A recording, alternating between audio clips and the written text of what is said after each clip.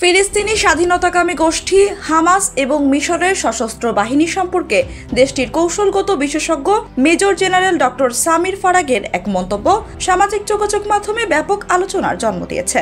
গেল শনিবার সাদা এল বালাদ টিভিতে প্রচারিত মিশরীয় টকশো আলা মাসউলিটিতে মিশরে ক্রমবর্ধমান উত্তেজনা এবং সামরিক বাহিনীর সতর্ক অবস্থার কথা বলেন ফারাগ। সোমবার এক প্রতিবেদনে এ খবর জানায় সংবাদ মাধ্যম middle east monitor. Doctor Samir Farag বলেন, চলমান আঞ্চলিক উত্তেজনার কারণে মিশরে উদ্বেগ স্বাভাবিক। আগামীকাল যুদ্ধ শুরু হতে পারে এমন ধারণা নিয়ে মিশরের সশস্ত্র বাহিনী সর্বোচ্চ স্তরের প্রস্তুতি নিচ্ছে। ফারাগ মিশরীয়দের মধ্যে নতুন করে দেশপ্রেমের চেতনার কথা তুলে ধরেন। তিনি বলেন, ঈদ উল ফিতরের সময় নাগরিকদের কাছ থেকে সামরিক সেবায় স্বেচ্ছাসেবক হওয়ার আহ্বান ত্যাগ এবং জাতীয় কর্তব্যের একটি স্বাভাবিক অনুভূতির দিকটি প্রতিফলিত করে।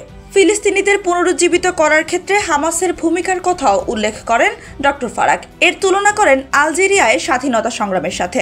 মিশরের প্রতি নমনীয় হিসেবে বর্ণনা করে হামাসের প্রশংসা করেন ফারাগ, বিশেষ করে গাজায় যুদ্ধ পরবর্তী শাসন ব্যবস্থার প্রস্তাবে সম্মত হওয়ার জন্য।